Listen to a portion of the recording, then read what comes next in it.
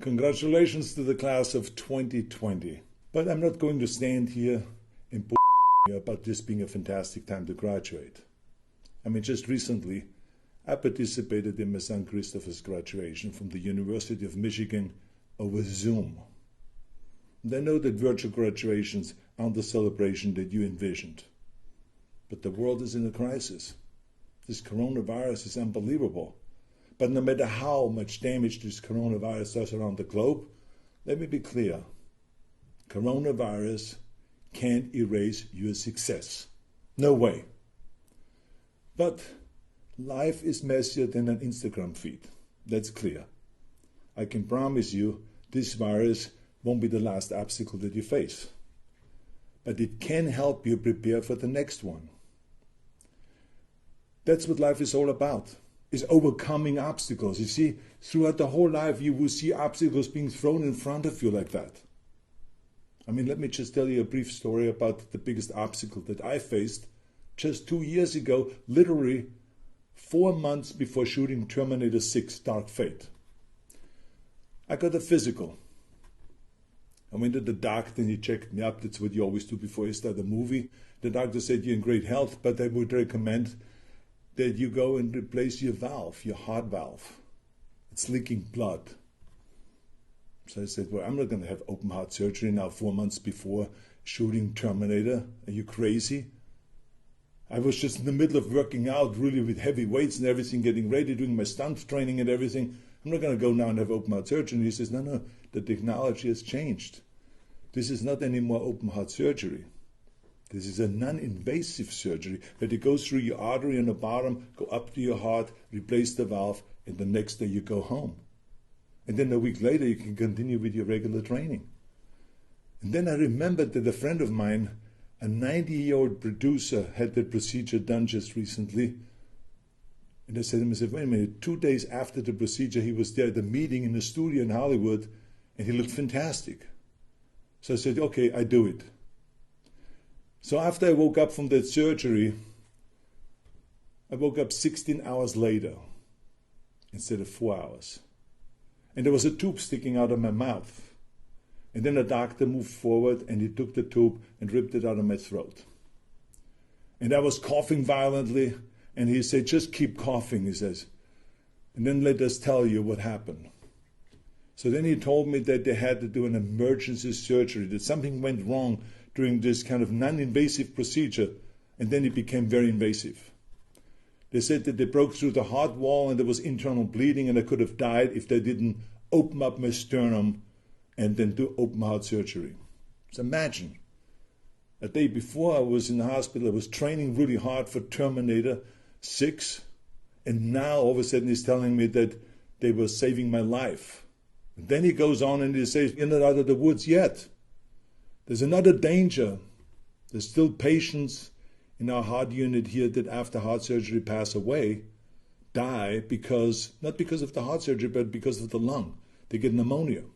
So we are really worried about you getting pneumonia. He says the only way you can really protect yourself is to do breathing exercises. Here's a plastic tube. Breathe into that all the time throughout the whole day and then start walking. Get up and walk around with the walker.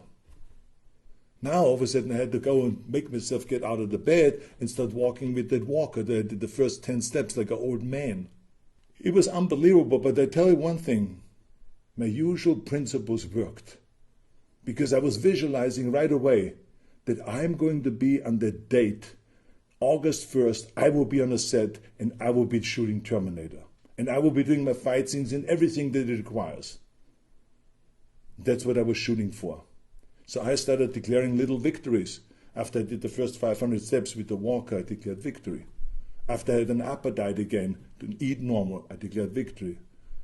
Then I was discharged to go home, out of the hospital, finally. And finally I could train again with the light weights. Then I did train with heavier weights. But you know something? I always had a very clear vision of me being on that set of Terminator on August 1st, exactly the day when I was supposed to be there.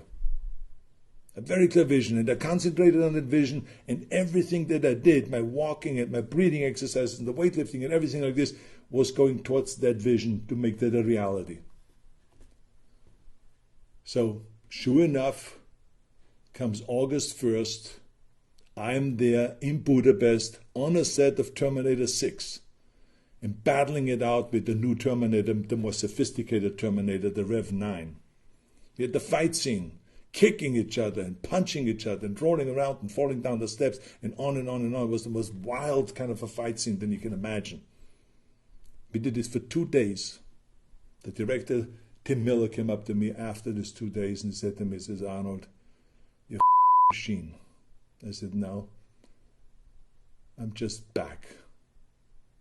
Now, the reason why I'm telling you all this is because no matter how successful you are, life will throw obstacles in your path. Like it was with my heart surgery, or like with your graduation now.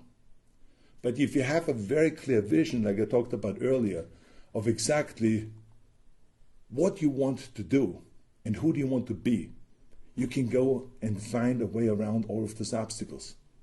And because I had a very clear vision, I was able to find a way around and to get right there and to do my movie. You see, the reason why I'm talking about the vision is because one time I gave a graduation speech. And I remember it very clearly. The next day, I was celebrating with the students. And I was asking them, I said, what do you want to do now? You have this degree. What do you want to do with this degree? And they said to me, well, if I'm lucky, I maybe get a job. And they were all over the place with what they said, but they didn't have a very clear vision. As a matter of fact, one guy looked at me like a deer in a headlight, like, didn't even know what to say when I asked him about his vision, where he wanted to go. So I'm concerned that young people today don't have a clear vision. And that's a real problem because, you see, in America, we did a poll, and 70% of the people were not happy with their job, what they were doing during the day or at night. Now think about that. 70% of the people are not happy with their work. Every day they go to work, they're not happy. That is a terrible statistic. I don't want you to be part of that statistic. This is why it is so important to have a vision. If you know your vision, your working will be fun. You see, when you have a vision, then it's not a grind anymore to go towards your vision and the work that you're doing. And this is why people ask me all the time, I said, Arnold, we saw you in Pumping Iron, and we saw you smiling all the time and being happy. And the other guys all had kind of serious faces and looked very intense. And I said to them, that was because I was happy to work out. I smiled because I was looking forward to every 500-pound squat, every 700-pound deadlift, every crunch, every chin-up, every curl, every squat, everything. Because every rep brought me closer to my vision. Every weight that I lifted brought me one step closer to that vision of becoming the Mr. Universe, the greatest bodybuilder of all time. If you only remember one thing today, it is you must have a very clear vision. You must develop that very clear vision. Ask yourself, who do you want to be? Not what, but who. You see, a disaster can change what you are. It can steal jobs and force you inside. But it is who you are that rises in the face of adversity. The Marcus Aurelius, who was the great emperor in the Gladiator movie and is one of the greatest minds among the Roman emperors, he said, what stands in the way becomes the way.